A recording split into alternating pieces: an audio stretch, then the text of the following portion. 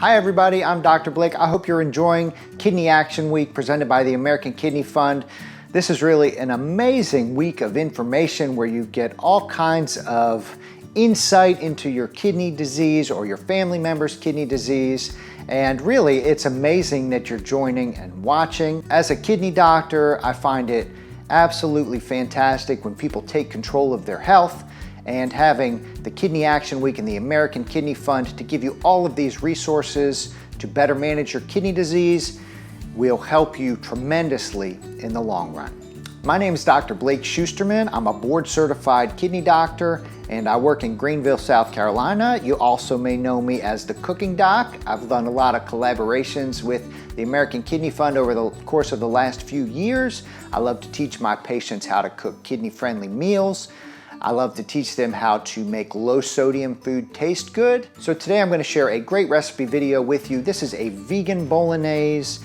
It is using lentils and mushroom in place of the meats. This is plant-based, it's low sodium, it's made from scratch. It's bolognese like your Italian grandmother used to make it if she were plant-based, maybe.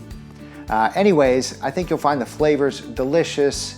It is fun to cook. Spend a Sunday afternoon and get this going on your stove. Thanks so much for watching. I hope the week goes well for you. I hope you learn a lot. And here goes, vegan bolognese coming up.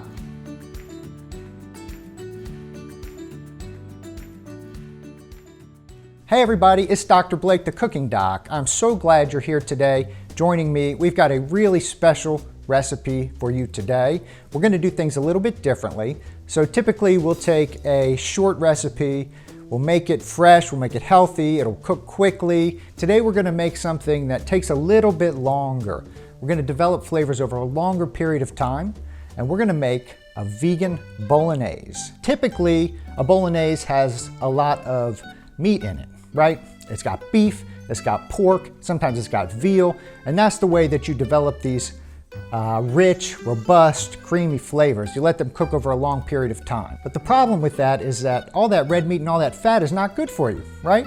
And so it's real important for us to take foods that are high in saturated fat or really meat heavy and make them taste good. So bolognese is a perfect one to do because we have to figure out how to develop that creamy, rich, robust flavor, and our secret ingredient is going to be mushrooms. So let's make that recipe, and let's make it totally vegan. So if you've ever had a vegan recipe that you kind of took a meat recipe, made it a vegan recipe, you often notice that the final result is flat. Not a lot of flavor. And you're like, man, why did I go vegan in the first place? This is not nearly as good as the meat sauces. So we are going to try to avoid all of that today.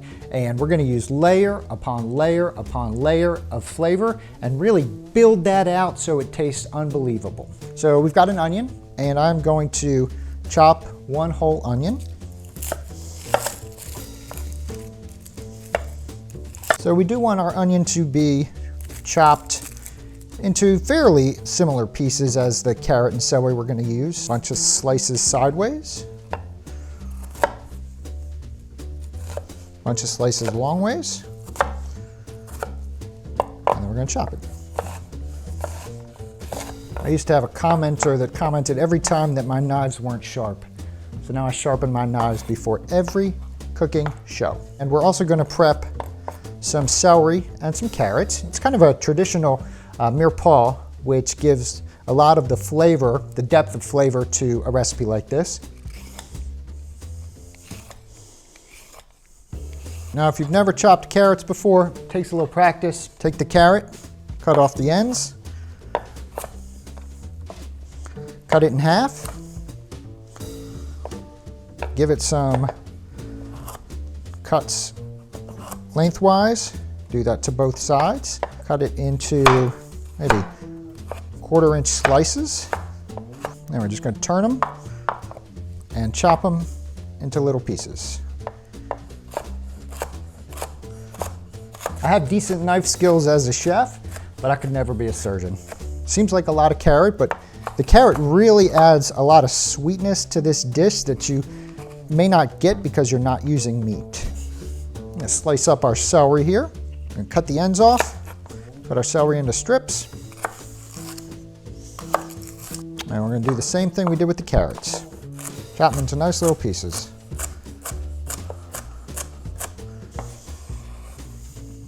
This is going to be the base of our flavor as we create a delicious taste.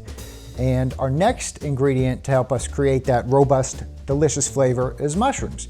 And I've got a ton of shiitake mushrooms to show you. Shiitake mushrooms are very healthy in that they've got antioxidants in them, which may help to decrease inflammation and sometimes help your cells heal.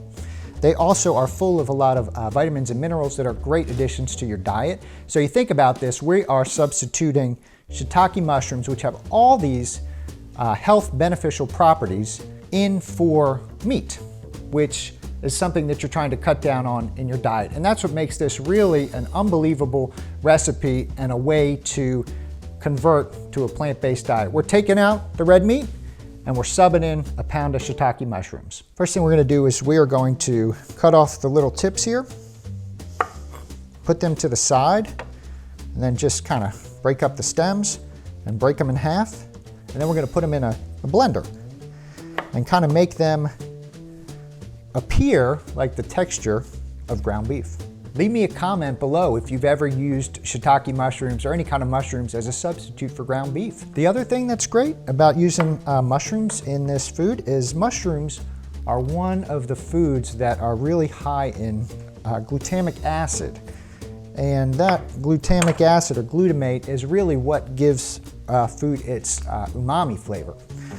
So umami is that part of the flavor that really just makes you want to keep eating more and more. We're actually using two kinds of mushrooms in this dish, shiitake mushrooms, and we're using dried porcini mushrooms. So we're going to take half of those shiitake mushrooms and put them in our food processor.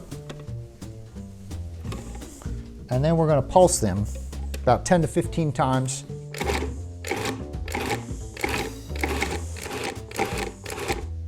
All right. Perfect.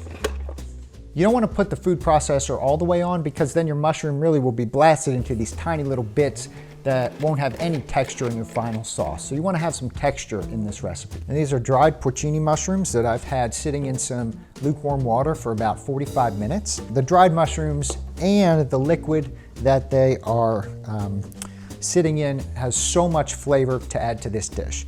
So there are some keys about preparing dried mushrooms. The first is you got to let them sit with lukewarm water. The second is you have to drain them.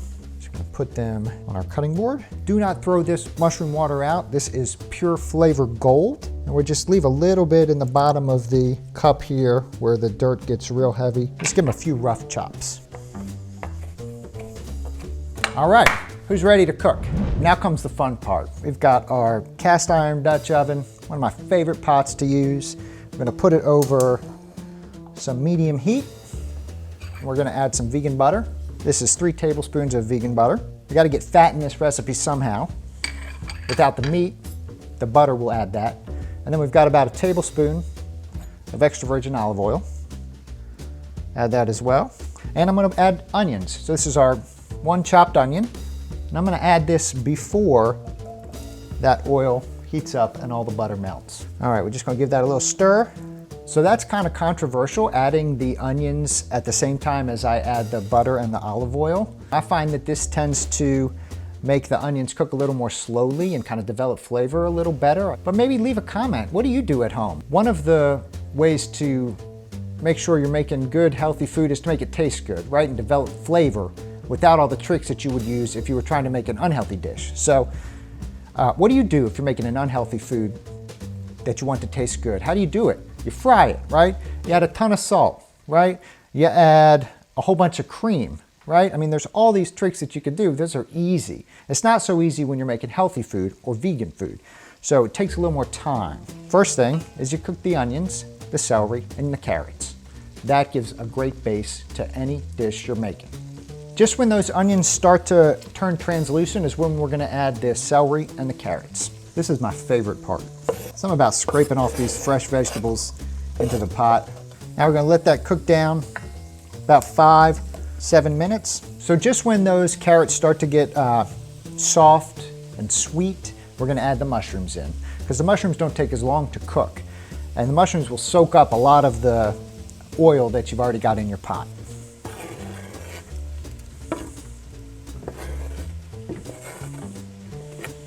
We are going to add a little more olive oil, another tablespoon or so, a pinch of kosher salt, and some freshly ground pepper.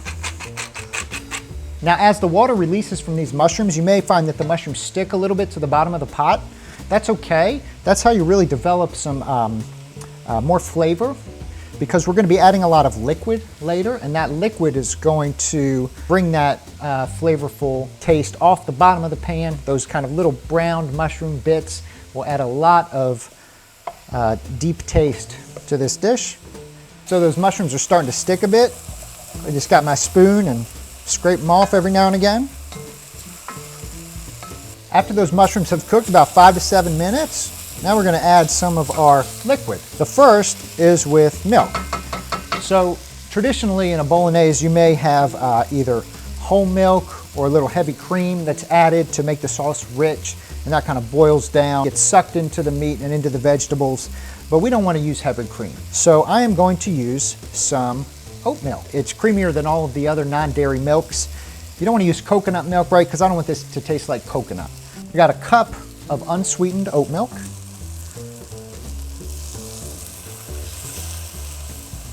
And at the same time, we're going to add our mushroom water. Again, the mushroom water is like our flavor bomb, and this is all going to reduce down and concentrate into these vegetables. And give that a nice little stir. Get those bits off the bottom. We're going to bring this to a medium boil and let all of that water boil off. And so the mushrooms themselves contain a lot of water, so this may take between 5 and 10 minutes before all the water is boiled off. You don't want to do it too fast, so kind of a medium boil is the way to go. While that milk is boiling off, we're going to add just a splash of nutmeg. Now that that water is about boiled off, we're going to add our wine. The wine's going to reduce just like the other water and create more flavor as it reduces. I prefer a dry white wine for this part. You could also use a red wine if you wanted. I'll pour it in and let it boil off. Once that wine is just about boiled off, we're going to add our tomatoes, and then we're going to let it sit. The tomatoes we're using are whole peeled tomatoes. There are a lot of different types of tomatoes you can choose. These are not low sodium, which isn't too bad, especially when it's getting diluted into a big dish like this. The other thing is we're not adding a lot of salt to the dish. So some of our salt comes from the sodium, and the tomatoes will simmer for a couple of hours and really concentrate more flavor. Think about all the ways we've added flavor to this dish, starting with the celery and the carrots and the onions, and then adding the mushrooms, lots of flavor, then adding the mushroom sauce, then adding the milk, then adding the wine. Now we're going to add tomatoes. I'm going to just take a little knife here, and I'm just going to cut them up a little bit so they're not so big. You could do this on a little cutting board, but I found this works pretty well. And in we go. If there's any big pieces left, we could just cut them here. Give that a stir.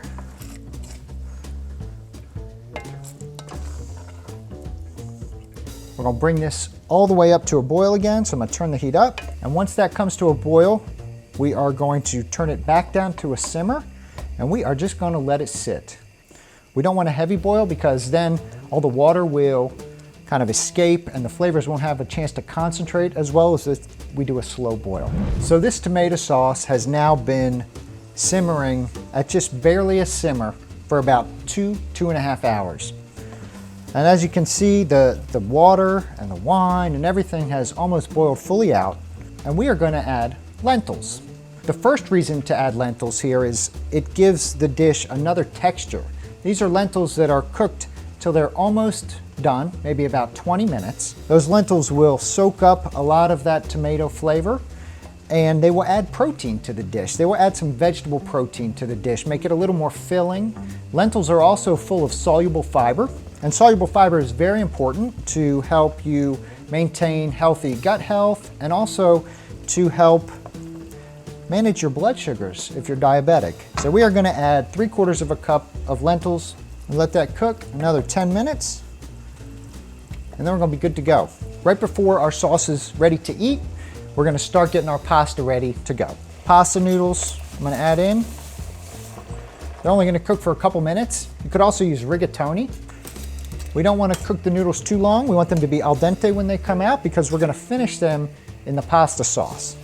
Let's drain our noodles.